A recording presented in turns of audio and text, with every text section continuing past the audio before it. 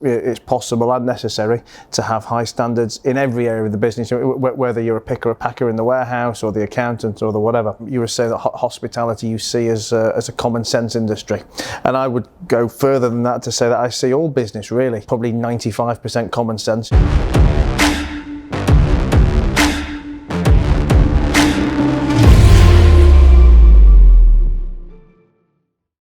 Hey guys, it's Matt Haycox here, and welcome to another episode of the Matt Haycox Show in this beautiful venue here in central London. We're at Brown's Hotel with Jesus Adorno, who is probably the longest standing frontman in the history of London hospitality. Certainly the guest with the most fantastic voice I've ever had on the show.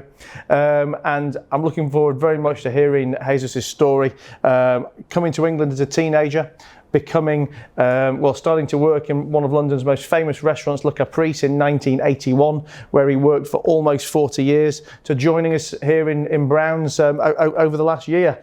Some fantastic stories along the way, unquestionably. And also what I'm interested to kind of delve into is some of the similarities and crossover between the specifics of the hospitality business that can be applied to business in general. So I'm sure it's going to be a great chat. Jesus, thanks for having me here, and thanks for joining us on the show. Thank you for coming over to Charlie's Brown's Hotel.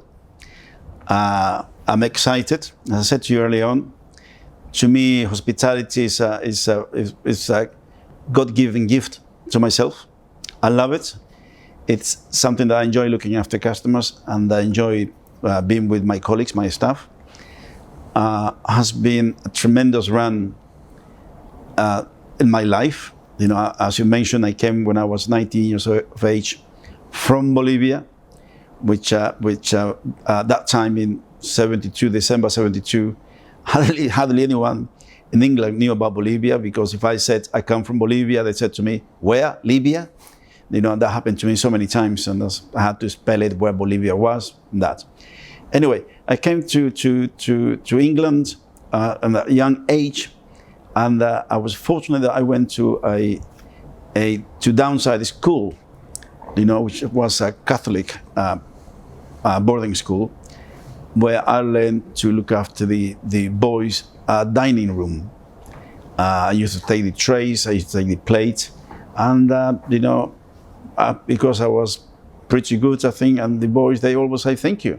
So that gave me the love for hospitality, and there I moved over to Beaconsfield. I did the classic way up, started as a washer up for about 3 months. And luckily the restaurant manager said to me, "Come over to the floor, help us, you know, as a commis waiter." At the end, you know, there was an incident that more or less marked my life, my career, my future, and my style of management, because I was in charge of the dessert trolley, which was 3 layers. And this was on a Saturday night, on a dancing evening. The music stopped, people went back to the tables, and I was in charge of pushing the trolley to tables. But as we were going through the dancing floor, the trolley tipped over onto the floor. Everything went all over the place. I ran back to the pantry, scared. I was just about 20 years old. And within a few seconds, the restaurant manager came over to me and said, "Come on, help us clear it. You know, this happened before, and don't worry about it. Help us clear it." And he brought me to the most sensational feeling of wow. So this gentleman taught me about man management, how to behave when something went wrong. So I never forgotten that. So I use that as a benchmark when my young colleagues do something that's not right. I say, "Come on, let's learn from it, move on, learn from it." So from there, I came also to another wonderful restaurant called in Camden Passage, called Frederick's, and Frederick's still there, French, run by a lovely family. I worked there for about 6 months. I was young. From there, I came over to Soho, our Jardin de Gourmet, again almost another 6 months or 8 months, and that was about 70 74. From there, I went over to the Isle of Wight. That was was another amazing time of my life, because I did a summer of 74, 75. From there, I moved over to Inigo Jones. Inigo Jones was my university school. Taught me everything that I know, more or less. I was there for 4.5 years. It is right opposite, or it was right opposite the Garrick Club in Floral Street. From Inigo Jones, I came for a job interview to Le Caprice in about August 81. I remember the time, there was an article that came out in late July about a new restaurant being opened by these two guys, Chris Corbin and Jeremy King. And the article was written by a young journalist called Nicholas Coleridge. So the way he wrote this article to me whet my appetite about moving from something that I was happy, Inigo Jones. I was a young head waiter by then, and I knew I had a career. But when I came into Le Caprice, it was almost like a revelation. Walking to Le Caprice, first time, black and white, builders finishing the room, and black and white photograph, David Bailey's photographs. I've never seen a restaurant that looked like that before. Wow. And I fell in love with the room. So in September the 1st, 81, we have Joseph Etegi. Also, he was the main shareholder at the time, and together with Chris and Jeremy. And he, for whatever reason, Joseph Etegi decided to close us down in March 82, when Jeremy King was actually away on his honeymoon, which was quite a shock, I think, for him and for everybody else. I came into work on a winter afternoon, and the shutters were down, snow outside, and I thought to myself, wow, must be very cold. That's why the shutters are down. I went through the side door, and Chris Corbin was with Joseph Etegi and all the staff that were around. The chairs were up on the table, so what's happening? Joseph decided to close us down. But Chris Corbin, on his wisdom, said to me, don't worry, please don't go look for another job. Sign on the door and we'll reopen Le Caprice. That was the first time in my life that for about 6 weeks, somewhere near Victoria, I had to sign on the door. It was dreadful. I just didn't. But I believed Chris Corbin. And after 6 months, they reopened the restaurant. And from then on, Le Caprice became an instant hit. Well, just before we dig into Le Caprice, because I guess we've probably got nearly 40 years of stories there. Just a couple of questions, I guess, for me about your background and how that translated to your love of, and then obviously ultimately fantastic skill set in hospitality. I mean, what was your upbringing like? Was hospitality something that you'd seen in the family or experienced as a customer, or were you just looking to get out of Bolivia and into England and fell into it? I've said this before to a few of my friends. Bolivia then and Bolivia now, it wasn't like Peru, Argentina, Colombia, Brazil, a lot more cosmopolitan countries. But Bolivia is landlocked, it's quiet. I'm from the lowlands, working class family. My mother, bless her, my father passed when I was young. My mother worked hard to put us through 2 years of private education, boarding school. And I've learned in these boarding schools that about Europe, about United States. And my best magazine that I used to devour all the time was National Geography, which actually I subscribe always here. And I knew every country in the world. I knew every, in my mind, I used to travel around. And when I finished college, there was a coup d'etat, one of many at that time in Bolivia.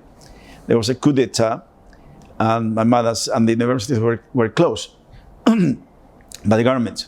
My mother said, well, you're not going to stay here doing nothing. I'm going to send you to La Paz, the capital. I come from Santa Cruz, the lowlands. And you're going to go and stay with your uncle, and you're going to become a teacher. So, the high college for teaching was open. University were closed because they were left wings, blah, blah, blah, students. So I went to the capital to study philosophy and psychology, which I love those two subjects. But there I met my cousin, who was a little bit of a tearaway, a little bit of a, quite a difficult young man, a year older than me. His two sisters, they come over to England because of the coup. They decided to leave Bolivia. So my uncle decided to send his son to England, to get away from his friends. And this young man said to me, why don't you come with me? You can work and study in England. And I said, well, that sounds good. That means I could go to England for 2 years, learn language. I can go to Paris for 2 years, learn French. Then I could go to Munich for 2 years, learn German. And then after 6 years, I go back to Bolivia to become a teacher, language teacher. Naturally, that didn't happen. I'm still here 48 years later. Did you manage to learn any German and French along the way? I've learned French, cooking French. Much more important. Cooking French, yes, and German, just the hello and goodbye and beer, wherever, And I haven't been to Germany. I've been all over Europe. I haven't been to Germany, and that's quite upsetting because I've been invited many times by my German friends, customers. But I've never been to Germany, so I have to make that trip soon. And what particular, moment or event then, gave you that passion for hospitality that you knew that was what's going to mark the rest of your career? I'll tell you what happened to me more than, is that one of my bosses at Caprice Holdings, one of Corbin and King, I was desperate trying to learn back of house operation. And he was trying to teach me everything about numbers and figures and this, And after the third lesson, he said to me, to be honest, you're not very good with figures, but you're very good with customers. You're very good with the staff. Go upstairs, do what you know best, and leave this for an accountant. I can pay an accountant to do this job in 5 minutes. You spend here a day and you're not able to solve the problem. I was very upset, but he was quite right. So I decided to show him, for my benefit, how good I was with customers, how good I was with my colleagues.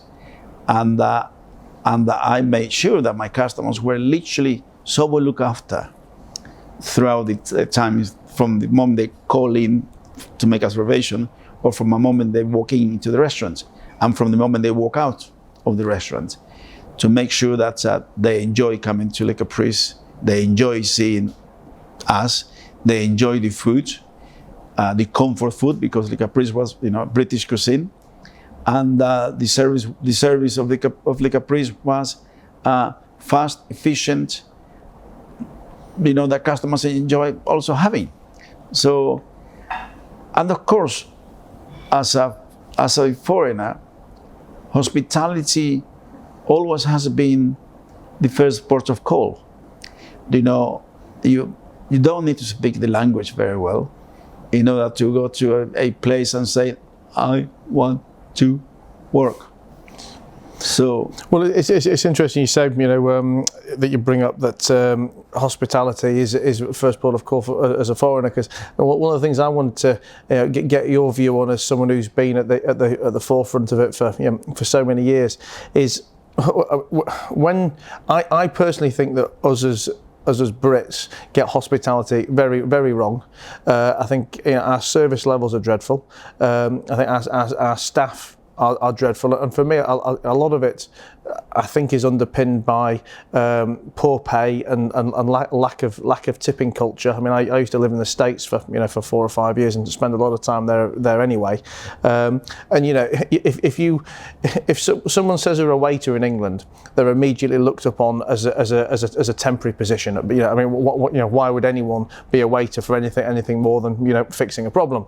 Whereas if you're a waiter in the States, you could quite conceivably be that waiter for 30, 40 years. That's right.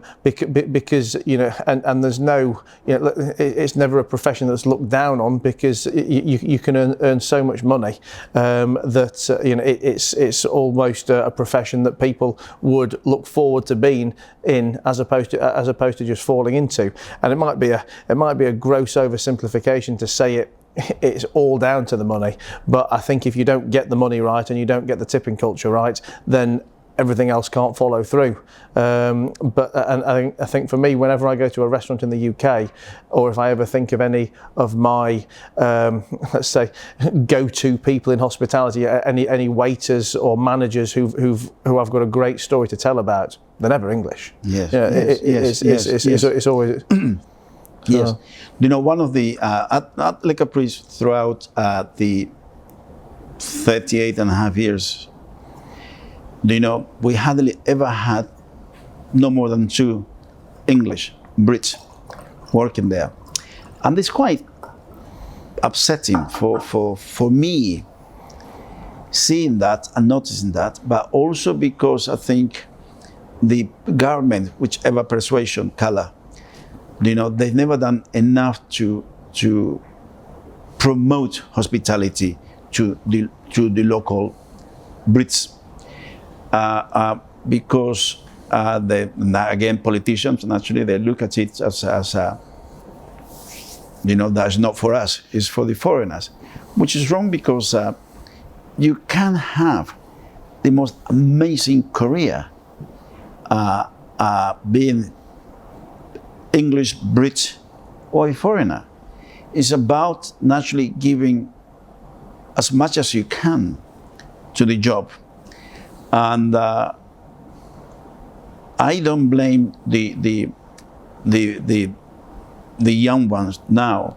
It's just there's not enough incentive, words of advice from the government, from different bodies, to go to the high schools and say, listen, we have an amazing opportunity in hospitality. It's about 3.5 million people employed in hospitality. And, we all start from either be a commie chef, or we all start as a commie waiter, or we all start, as I did myself, as a kitchen porter. I get frustrated that with the different bodies of the government, that we don't do enough to say, hey, this is a fantastic profession. This is an amazing job that you can have.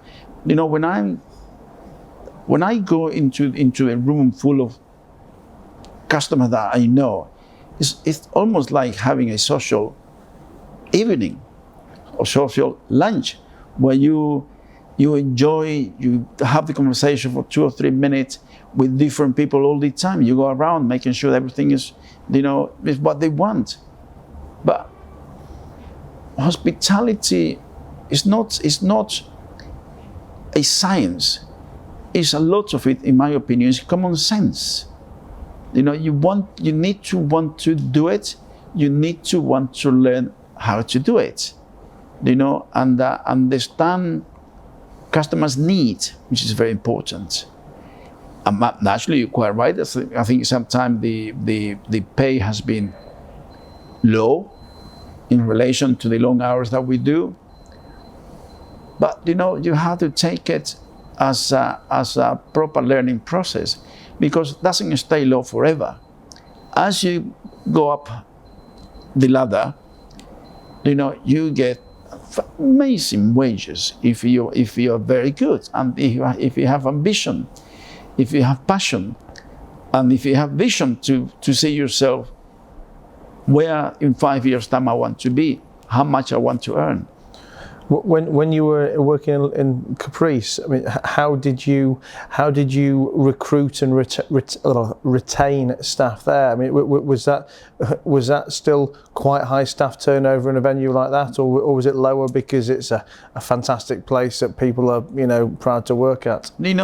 Most of the Caprice staff and throughout Caprice Holdings, most of the Caprice staff, I had people that worked with me for 20 years, 15 years, 19 years, 30 years, and I've always said that if you manage to convince a newcomer to stay with you, the first 3 months are the crucial ones. The first 3 months of starting a new job is where you have to mentor your young colleagues, because that's when they need most advice, most guidance. If you have 3 months and you pass the 3 months period, then you'll be okay. Once you get the first year, then that person will stay at least 4 or 5 years or more. But I always also again say to my young colleagues, I don't want you to stay like me for 10, 20, 30, 40 years in the same place. I want you to stay with me for 4 or 5 years and then move up the ladder within the company or move somewhere else where you're going to learn a lot more. What kept you there? What kept you at Caprice for 41 years? Love. Yeah. I love that room. I love that room. I think, it was almost like homecoming. It was revelation. It's just like I feel for Charlie's now. I mean, I don't remember seeing any room, standalone restaurant or hotel restaurant with this wonderful shape,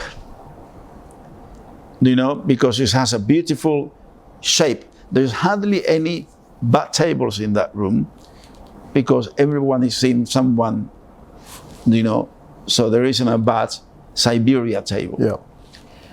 And I feel that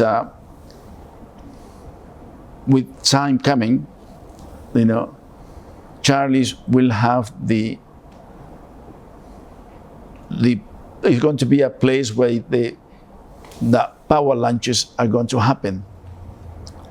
And in my opinion, in my experience, if you have a very good lunch, business lunch, then it will filter through the evening, because for lunchtime you come, with a to do the business partner. You're going to talk about business, and if everything goes well during that lunch, and you enjoy it, what you get, then in the evenings you will come eventually with your family or with friends, And what Charlie's has, which is the most amazing advantage to all other restaurants that I know, is the location. The location is amazing. If you look at where Le Caprice was, right now Le Caprice location is a no-no for a restaurant, because it's a cul-de-sac. We don't have any passing trade. So opening a new restaurant there, it will be a bit of a long haul to make customers go to a cul-de-sac. Now, we're in the middle of Mayfair. We have passing by, if I stay outside for 2 minutes, 3 minutes, I will say hello to at least one person. Either be hedge fund, either be Galeriona, either be someone from advertising or something. You know, if I stay outside like a priest, 3 years ago, I will only see people that will come into the restaurant. I mean, I don't think you can overstate the importance of location Totally. in hospitality and in leisure, particularly in the UK. I mean, different cultures have their own, I guess, idiosyncrasies. I mean, again, you're talking about the States. For me, the States was always very much a destinational culture. Yeah. You know, people are prepared to drive miles, if not tens of miles, into absolute oblivion. That's right. You know, just to go to one place. But in the UK, I mean, my background is in leisure. I had bars, clubs, pubs for many years. And the way I always used to explain it to my board, or if I was talking to investors, is that I think whatever money you feel that you're saving on rent by moving to a secondary location, if you spent all of the money you've saved on marketing to bring people to the secondary location, you still wouldn't get as many customers as you get if you just spent it on rent. Quite right. I mean, and it's the same for whether it's leisure, whether it's retail. I think as long as, okay, listen, if something's completely over rented, it's over rented. But as long as we're talking fair market rents, you get what you pay for. Quite right. And and for me, the value in getting the location right on day one is almost more important than getting the actual concept right. Quite right. You're quite right. Also the added values for Charlie's, it's our own residents, Brown's Hotel residents. Where if they pass by and see how busy Charlie is, they want to come in. They want to come in, and I've seen it happening. So we have, in my opinion, a win-win situation. I need to tweak the room a little bit to own it. So my customers, my regulars from Le Caprice, they will say, Jesus is putting his stamp, and they'll be happy with that. Because I think it's important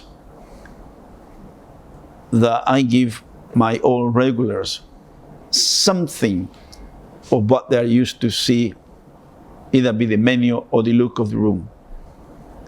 And I will do that in due course at Charlie's. I'm very excited to be here. This is my 6th week. And I've said to a few of my regulars, I've never worked in a hotel. It's first time. It's different than having a standing alone restaurant.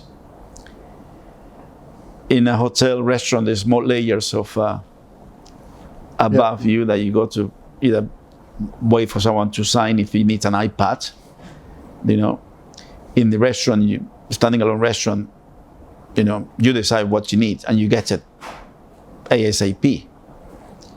But I got to learn to live with it, and Did it never cross your mind to do your own thing? You never fancied owning your own place? I always thought about it, but unfortunately, I had a divorce, which puts a stop to my dreams of opening my own place. And I had customers that said, you tell me the when would you like to open one? We'll put the money. Tempt him. But because of my separation, I couldn't risk, giving everything to the new restaurant, my own place, and not seeing my daughters. Working in Le Caprice, I had a safe and steady and good income, and I had my time to see my daughters. So that puts an end to my dream of opening my own place. Is it a regret? Never. Oh. Never.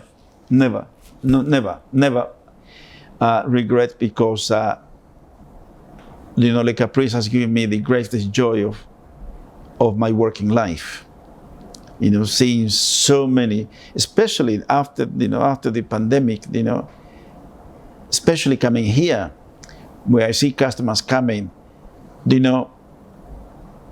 something has changed on the way we all are. I think the way we all behave. The amount of genuine love I feel coming from customers when they see me here, or when they see my colleague Paul, who has worked with me for 20 years at Le Caprice, and that he's the senior maitre d' here. But the warmth that comes from customers, that when they see us, when they see me, the warmth that comes from me to them, the way I greet my customers, it's a lot more a relation that I lost you, but I'm so glad I find you again. It's almost like what happened with James when I see him. It's such a wonderful feeling. Look how much he's smiling at that love. But it's such a wonderful feeling, this is one of the many reasons I love what I do. The connection, the relationship, it has gone tenfold with my regulars. Cool. So I'm very happy. I'm humbled by that, because I don't take it for granted. I'm humbled to have this relationship with my Le Caprice friends, and now with Charlie's friends. Because I want to continue what I left behind. Le Caprice was the most amazing time of my life. It's over, done with. If there was a new Le Caprice, I will never go back to work there. This is home now. Charlie's is home. You see this is where you'll finish your career? Definitely. So I want to talk to you about high standards, because this is something I've been interested in lately. And I was actually reading a book over the summer. I forget, it was some Jeff Bezos related book, where he was talking about one of what he believes is the success traits in Amazon is their burning pursuit of high standards, and that he believes very much that high standards can be learnt. Yes, obviously some people come with them, but he also believes very much they can be learnt, and that we may immediately think of high standards in one particular area, but it's possible and necessary to have high standards in every area of the business, whether you're a picker or packer in the warehouse, or the accountant, or the whatever. And we were talking earlier about, you were saying that hospitality you see as a common sense industry. And I would go further than that to say that I see all business really as probably 95% common sense. There's not many businesses that have got secret proprietary sauce. It's a simple concept, a simple business model that just needs executing on. But I think that so with common sense and with high standards. But I think again, there's a generalisation, but probably an accurate one. I think as a UK business culture, we don't have much common sense, and we don't have very high standards. And in hospitality, there's no margin for error on that. You come in a venue like this, you either have the highest of standards or it looks shit, and the customers know it. But in business, so in other businesses, let's say, I think it's very easy initially for for low standards to be masked, because as a customer, I don't know, if you buy this glass from this company, you don't know what's going on. As long as you've had the glass delivered, you don't really care what's going on in the background. That's right. Has the accountant cut corners and got figures that are not going to add up at the end? That's right. Does HR cut corners, and there's bad culture that's coming along? And for me, standards and culture and are things that I've only really been showing heavy interest in over the last year or so, really. And I think it's a failing on me in my business career, and something that I want to jump in feet first with going forward. But I mean, how do you I guess, set and maintain high standards? Let's say in a venue like this, obviously we talk about the specifics of hospitality, but I'm sure it's pretty easily translatable into other businesses, and I'd like to get your views on it. It's a constant, everyday reminder of what to do and what not to do through to the young ones. Like most business, like every business, we have a set of manual that we give to the staff.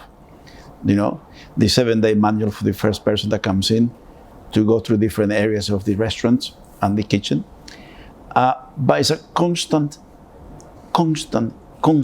reminder to not just to the junior staff, but even to some of the senior managers about what to do, what standards our customers expect from us, and what not to do in relation to the service. I used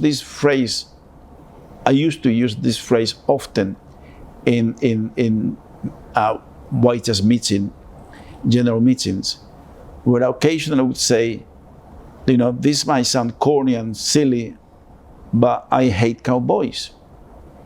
So one or two of the new guys will say to me, "What do you mean cowboys, sir? I was a boy, we love cowboys." So I said, I just hate cowboys waiters, that they don't know what to do. They think riding a horse is just, that is it. You have to learn how to ride a horse, and everything that we do has the purpose of making our customers enjoying their visit to us. Like any business, and especially when we are in the one-to-one relationship, hospitality, every so often when we make mistakes to a customer, and the customers notice, and they will say something to me, they will send an email to me, they will send a letter to me or something, or verbal, I will tell my customers, "Please, I'm so sorry, allow us to make up for the mistake that we just did. If we do the same mistake again, you're quite right to totally give us, with the stick. But allow us to make one mistake from time to time." And someone will say, "We've been coming to Le Caprice for 20 years. This is the first mistake." I say, "I'm so sorry that one mistake is spoiling the relationship of 20 years. Please give us another chance." Most people understand that, because hospitality is run by people, and people are learning, and we're all not perfect, not even me. I dropped a bottle of water the other day. Luckily, it was before service. It's we have to be on top all the time of the staff to tell them what our customers expect from us. As I said, we have manuals that we've been doing this in Le Caprice for many years, and tweaking here, tweaking there, cutting here, putting there. And we have, in Le Caprice, we used to have, at the end of the first month, you will have to sit down with you train a allocated person for about an hour to go through the different areas of the manual to see how much you retain.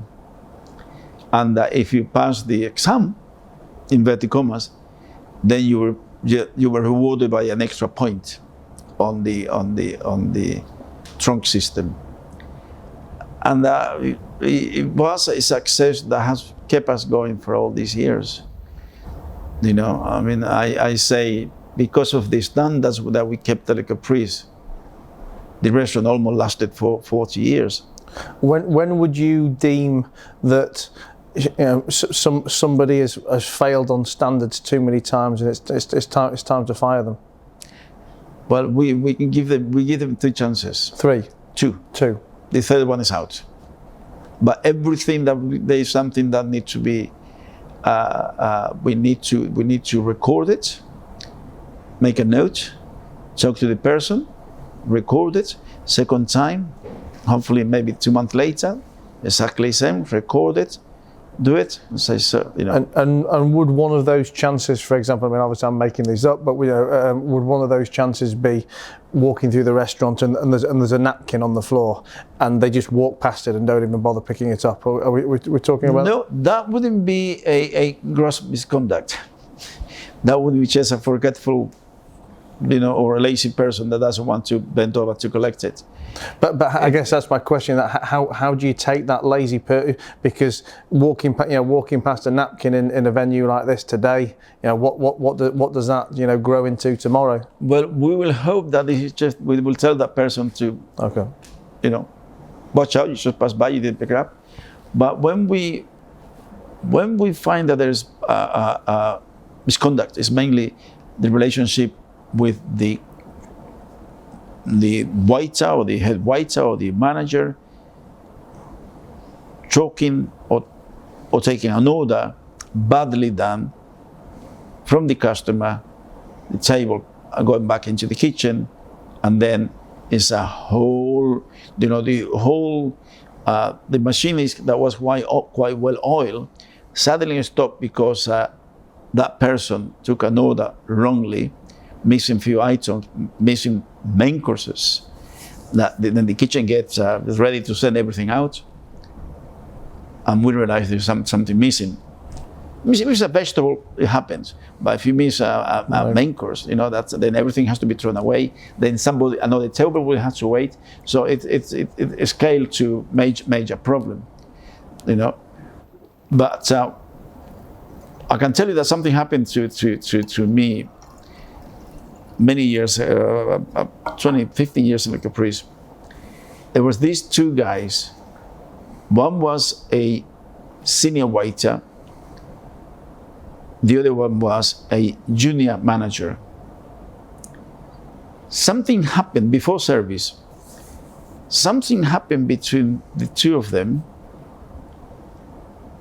that the junior manager gave him a wallop and they started fist fight. And I was in the restaurant. I came running and stopped them. I was very, very angry, very upset with both of them. And as I said to them, this is a sackable offense for both of you. If I ring HR, immediately you will be out. I want you to shake hands now and say sorry to each other. And don't ever, ever do it to my watch. If you want to fight, go outside. What you do outside is your problem, but don't ever come inside.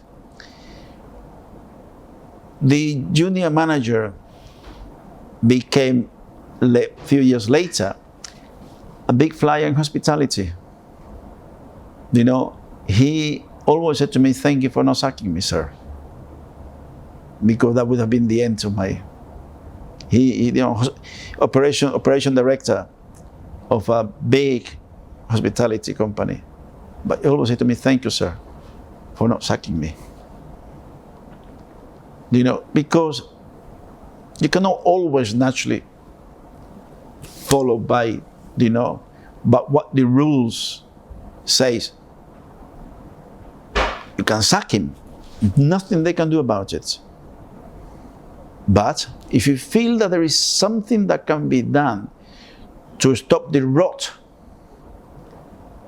then the best way is to confront them straight away and say, "Don't you ever do it here. Whatever he said, whatever you said, I don't care, I don't want to know, but solve your problems outside." I think the key to what you said is the word straight away. Exactly. This is something I've been talking about over the last few weeks. To do with relationship problems, kind of dropping roots and rotting. And again, it's a problem, a mistake we've made in our businesses over the years, where there'll be an individual member of staff, for example, who has a personality quirk or something that makes them ultimately, not likable. Whether it's something simple like body odor or more complicated like an arrogant personality. Historically, we've made the mistake of letting it slide. Yeah. And what happens is, somebody doesn't like him, and then that person then recruits somebody to not like him as well. And before you know it, you wake up 18 months down the line, you've got massive politics, massive divisions, and a shit culture, and a problem that by then is just too deep rooted to fix. And I was talking about this on a podcast, with a friend of mine a week or so ago, because this is, I guess, what I'm trying to fix now and make up for my historical mistakes on, really. And we had a member of staff recently where there was problems with him, and in the past it would have been things that we just let slide. And I was talking to his direct line manager saying, look, we need to sit down with him and discuss this and this. And she's saying, oh, but it's going to be very awkward. I said, it's going to be awkward for 10 seconds. But if we don't get it right now, then it's going to be seriously awkward in 6 months' time. And I think the key to all of this stuff now, for me, honesty and speed. Yeah, straight away. It's like, every business, hospitality business, will have the occasional complaint. Which is fair. As I said, it's human beings errors here and there. But I would always make sure that as soon as I get the email, letter, or anything, we act upon that complaint straight away, the same day, within a few hours. It's no way to hide by a day or two or three or four, because then things get worse, especially if a customer is upset. They need something to be done there and then. That's why they call, that's why they write. So I'm a believer that everything that you got to do it now. Don't wait until the next day. If someone calls in the morning, deal with it in the morning. Be there, be the front, be the front face, be the person that take it upon ourselves to say, I am so sorry I failed you. What can I do to make things better? Allow me, please, to show us the real side of what we are. And generally, most people understand that, because they do come out, they do go out, customers go out to enjoy themselves. It's an experience, a weekly or twice a weekly or whatever, or once a month or whatever, or once a year. But, every time that people come out and they go to restaurants, it has to be enjoy it. It has to be, I want to go back. Well, talking about people enjoying themselves, I can't let you leave without telling me your best celebrity story of 40 years at Le Caprice. You are too young to remember, but when... Well, thank you. I like you already. But when this American a series called Dallas was on, the main actors, they used to come to Le Caprice when they were in London. And the lady who was called Sue Ellen, I can't remember. Yeah. She was very friendly. She came for lunch, and she was interviewed just by the reception desk of Le Caprice. One of the Corbin and Kim were there. I was there, and the phone rang up. And being extrovert as she was, she picked up the phone, and she said, "Hello, Le Caprice," and this person said, "Can I speak to Jesus?" And she said, "Oh my God, someone wants to speak to Jesus." Everyone burst laughing. Everyone. That was the most funny side of that. What the name also meant in English for me in the hospitality. it meant that no one will forget the name Jesus. So I'm very grateful for the English, the way they pronounce Jesus. Well, listen, Jesus, thank you very much for being on the show, and thank you for hosting us in Charlie's and in Brown's. It's been fantastic to be here. Thank you. Thank you for talking, and thanks for sharing your stories and advice. And guys listening and watching to this, I'm sure you found it as enjoyable to listen to as I did to talk to Jesus. And for me, the parallels between hospitality and business, the simplicities of common sense of high standards are applicable to everything. So very much worthwhile talking. Definitely worthwhile you guys listening. As always, if you're listening, you can come and see my stuff over on YouTube, on Instagram, on Facebook. If you're watching, don't forget you can always listen to me without looking at my pretty face when you're driving your car or whatever it is you're doing, on iTunes, on Spotify, or wherever you want to go to. I'm the Matt Haycox, that's TheMattHaycox on pretty much all social media. And until next time, I'll see you again. Thank you, Jesus. Thank you, Matt. Thank you very much. Nice talking to you. Thank you. Thank you.